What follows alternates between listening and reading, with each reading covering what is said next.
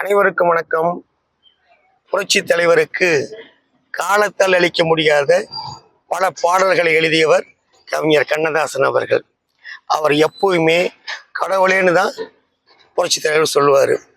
அப்படிப்பட்ட கவிஞரையே புரட்சி தலைவர் ஒரு முறை அசர வச்சிருக்கிறாரு. அது என்னங்கிறது தான் இப்போ நம்ம இந்த வீடியோவில் பார்க்க போகிறோம். அப்படி பார்த்து இந்த வீடியோ உங்களுக்கு பிடிச்சிருந்தா லைக் பண்ணுங்க, ஷேர் பண்ணுங்க, கமெண்ட் பண்ணுங்க. மறக்காமல் எம்ஜிஆரும் ஏஎஸ்ஆர்எம் டிவியை சப்ஸ்கிரைப் பண்ணுங்க. எங்களை வாழ வைக்கும் தெய்வத்திற்கு எங்களின் அன்பு காணிக்கை.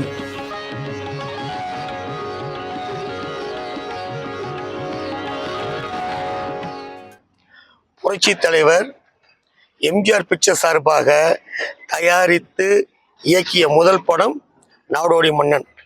இந்த படத்தில் நாடோடி வீராங்கனாகவும் மன்னன் மார்த்தாண்டனாகவும் இரு வேடங்களில் நடிச்சிருப்பார். புரட்சி தலைவருக்கு ஜோடியா பானுமதி, சரோஜா தேவி, எம்என் ராஜம் ஆகியோர் நடிச்சிருப்பாங்க. வில்லன்களாக PS வீரப்பா, நம்பியார் நடிச்சிருப்பாங்க. அது மட்டும் இல்லாமல் MG சக்கரபாணி, சந்திரபாபு, G சகுந்தரா உள்பட பலர் இந்த படத்தில் நடிச்சிருப்பாங்க. இந்த படத்துக்கு இசை MS சுப்பையா நாயுடு, NS பாலகிருஷ்ணன் ஆகியோர் அமைச்சிருப்பாங்க.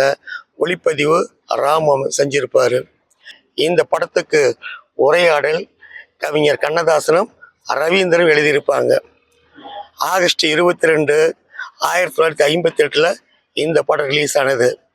இந்த படம் 18 லட்சம் ரூபாய் செலவு பண்ணி இந்த படத்தை பல இன்னல்களுக்கிடையே கஷ்டப்பட்டு இந்த படத்தை எடுத்தாங்க தலைவர். இந்த படத்தை இவ்வளோ கடன் வாங்கி கஷ்டப்பட்டு எடுக்கிறாரு, படம் ஓடலைன்னா என்ன பண்ணுறது அப்படின்னு பல பேர் பல விமர்சனங்களை செஞ்சாங்க. ஆனால் அதுக்கு தலைவர் என்ன தெரியுங்களா சொன்னார்? படம் ஓடினால் நான் மன்னன், இல்லைன்னா நான் நாடோடி அப்படின்னு சொன்னார். நாடோடி மன்னன் படம் திரையிடப்பட்ட இடமெல்லாம் சும்மா திருவிழா கூட்டம்தான். 100 நாளை கடந்த 175 நாள் இப்படி வெள்ளி விழா கண்ட மாபெரும் படமாக அமைஞ்சது. இந்த படத்துக்கு தயாரிப்பு செலவே மொத்தம் 18 லட்சம் ரூபாய் தான். ஆனால் படம் வசூல் எவ்வளோ தெரியுங்களா? 1,10,00,000 ரூபாய் இந்த படம் வசூலாகி புரட்சி தலைவரை மன்னனாக்கியது. அப்படிப்பட்ட இந்த படம் பட்டி தொட்டியெல்லாம் புரட்சி தலைவருக்கு நல்ல ஒரு பேரை வாங்கி தந்து புரட்சி தலைவருக்கு நிகர் புரட்சி தலைவர் தான் அப்படிங்கிற மாதிரியான, அதாவது திரையுலக வரலாற்றில் புரட்சி தலைவருக்கு ஒரு அசைக்க முடியாத இடத்தை தந்த படம் தான் நாடோடி மன்னன். நாடோடி மன்னன் படத்தில் பட்டுக்கோட்டையார் எழுதின பாடல் பாருங்க. சும்மா கடந்த நிலத்தை கொத்தி சோம்பல் இல்லாமல் நடத்தி கம்மா கயிறு வசதி கட்டி கரும்பு கொள்ளையில் வைக்கால் இட்டு சம்பா பயிரை வசதி கட்டி தகுந்த முறையில் தண்ணீர் விட்டு நெல்லு விளைஞ்சி இருக்கு வரப்பு உள்ள நிறைஞ்சி இருக்கு, நெல்லு விளைஞ்சி இருக்கு வரப்பு உள்ள நிறைஞ்சி இருக்கு. ஆக காடு விளையட்டு மச்சான் நமக்கு கையங்காலுந்தான மிச்சம், கையங்காலுந்தான மிச்சம். ஆக காடு விளைஞ்சன்னா மச்சான் நமக்கு கையங்காலுந்தான மிச்சம், கையங்காலுந்தான மிச்சம். இது பானுமதி பாடுறது. தலைவர் போடுவார் பாருங்க. காடு விளையட்டும் ஒண்ணே நமக்கு களமி இருக்குது பின்னே, களமி இருக்குது பின்னே, காடு விளையட்டும் பெண்ணே நமக்கு களமி இருக்குது பின்னே, களமி இருக்குது பின்னே. இது தலைவர் பாட்டு. இன்னொரு பாட்டு இருக்குது பட்டுக்கோட்டையார் இந்த படத்தில் எழுதுனது. அது இந்த வீடியோனுடைய எண்டில் தான் நம்ம தெரிஞ்சுக்க முடியும். அது வரைக்கும் இந்த வீடியோ பார்க்கலாம். ஓகேங்களா? ரைட்டு. இன்னொன்று பார்த்தீங்களா, பட்டுக்கோட்டையார் மேலே புரட்சி தலைவர் அளவிட முடியாத ஒரு தனிப்பட்ட முறையில் நல்ல ஒரு மரியாதை வச்சிருந்தார். தலைவர் முறை முதல்வரான பிறகு என்னதுங்களா சொன்னார்? நான் அமர்ந்திருக்கக்கூடிய இந்த நாட்காலியினுடைய ஒரு கால் பட்டுக்கோட்டையாரின் பாடல்களை உருவானது அப்படின்னு அவர் பெருமையாக சொல்லியிருக்கிறாரு. அது மட்டுமல்லாமல் நாடோடி மன்னன் படத்தில் இடம்பெற்ற பட்டுக்கோட்டையார் எழுதின அந்த பாடல்கள் இடம்பெற்ற இசைத்தட்டு இருக்குது பார்த்தீங்களா? அந்த இசைத்தட்டை விற்று அதன் மூலமா கிடைக்கக்கூடிய வருமானம் ஃபுல்லுமே பட்டுக்கோட்டையாரின் குடும்பத்துக்கே புரட்சி தலைவர் வழங்கினார். இப்ப இந்த நாடோடி மன்னன் படத்துல நடந்த ஒரு சுவாரஸ்யமான சம்பவத்தை தான் இப்ப நம்ம பார்க்க போறோம். படத்துக்கு உரையாடல்கள் வந்து கவிஞர் கண்ணதாசன் எழுதுறாரு. ஆனா புரட்சி தலைவருடைய பல படங்களுக்கு இவரு தான் பாடல் எழுதி ஹிட் கொடுத்தாரு. பல பாடல்கள் இவருடைய கைவண்ணத்தில் எழுதி தான் புரட்சி தலைவர் நடிச்சிருக்கிறாரு. ஆனா நாடோடி மன்னன் படத்துல பாடல் எழுதலாம் நல்லா இருக்குமா அப்படின்னு புரட்சி தலைவருக்கு ஒரு யோசனை வந்துச்சு. உடனே கவிஞரோட சொல்றாரு, ஏங்க நீங்க இந்த படத்துல, அதாவது நாடோடி மன்னன் படத்துல நீங்க ஒரு பாட்டு எழுதணும் அப்படின்னு சொல்றாரு. அதுல நாங்க எழுதிட்டா போகுது, நான் எழுதுறேன் அப்படிங்கிற மாதிரி கண்ணதாசன் சொல்றாரு. சரி 9 மணிக்கெல்லாம் நீங்க வந்துடணும் அப்படின்னு புரட்சி தலைவர் கவிஞர் கண்ணதாசனோட சொல்றாரு. 9 மணிக்கு என்ன 9 மணி 8:50 டாண்டு பாருங்க இருக்கிறேன் அப்படின்னு சொல்லிட்டு அவர் கிளம்புறாரு. அதே மாதிரி மறுநாள் காலையில 8 மணிக்கெல்லாம் பட்டுக்கோட்டை கல்யாண சுந்தரம் வந்துடுறாரு. அதன் பிறகு கொஞ்ச நேரத்திலேயே மக்கள் திலகம் எம்ஜிஆரும் வந்துடுறாரு. 8 மணிக்கு 2 பேருமே வந்துடுறாங்க. மக்கள் திலகமும் வந்துடுறாரு, பட்டுக்கோட்டை கல்யாண சுந்தரமும் வந்துடுறாரு. ஆனா கவிஞர் கண்ணதாசன் வரல. மணி 8 ஆகுது வரல, 9 ஆகுது வரல, 10 ஆகுது வரல, 11 ஆகுது வரல, 12 ஆகுது வரல. கரெக்டா மணி 12:50 கார் வந்து நிக்குது. கவிஞர் கண்ணதாசன் கார்ல இருந்து இறங்கி வர்றாரு. தலைவர் அப்படியே பார்க்கறாரு. பக்கத்துல பட்டுக்கோட்டையார் இருக்கிறாரு.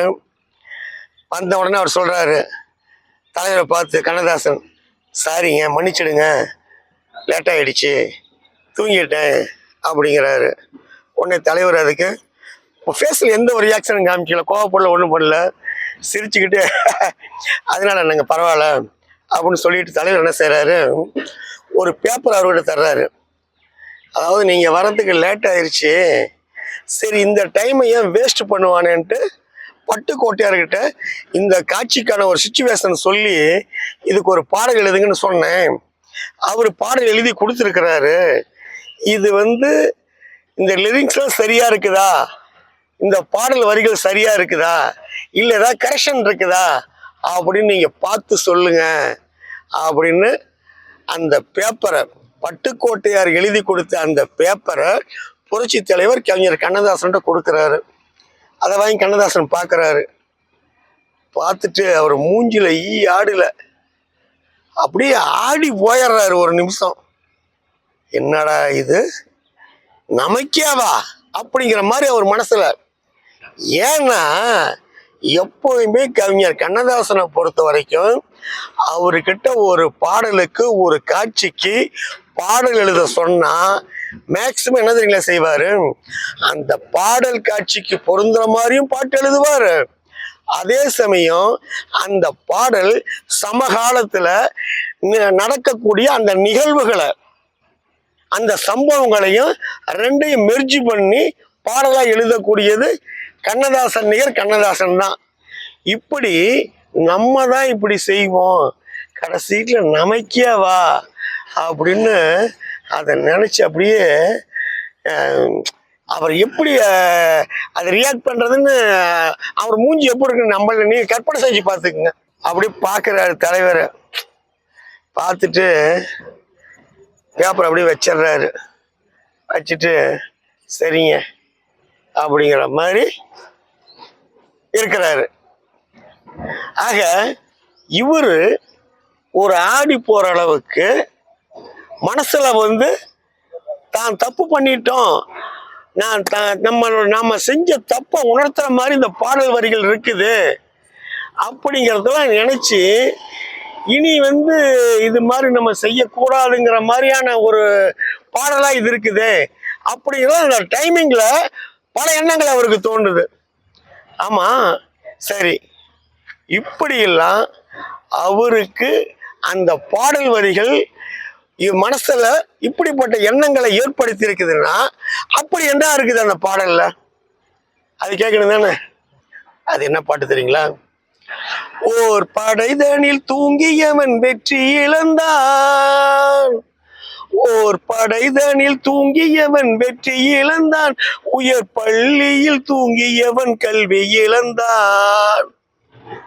கடைதனில் தூங்கியவன் முதல் இழந்தான், சொந்த கடமையில் தூங்கியவன் புகழ் இழந்தான்.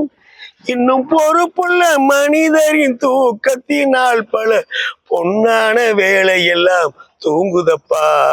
தூங்காதே தம்பி தூங்காதே, சோம்பேறி என்ற பெயர் வாங்காதே. தூங்காதே தம்பி தூங்காதே.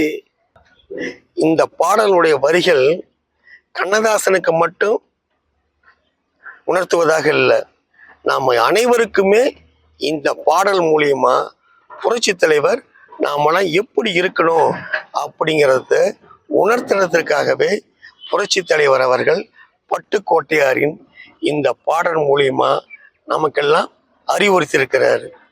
தூங்காதே தம்பி தூங்காதே, நீ சோம்பேறி என்ற பெயர் வாங்காதே. தூங்காதே தம்பி தூங்காதே. என்னங்க, இந்த வீடியோ உங்களுக்கு பிடிச்சிருக்கா? அப்படி பிடிச்சிருந்தா லைக் பண்ணுங்க, ஷேர் பண்ணுங்க, கமெண்ட் பண்ணுங்க. மறக்காமல் எம்ஜிஆரும் ஏஎஸ்ஆர்எம் டிவியை சப்ஸ்கிரைப் பண்ணுங்க. வணக்கத்துடன் உங்கள் ஏஎஸ் ரவிச்சந்திரன். பாய்.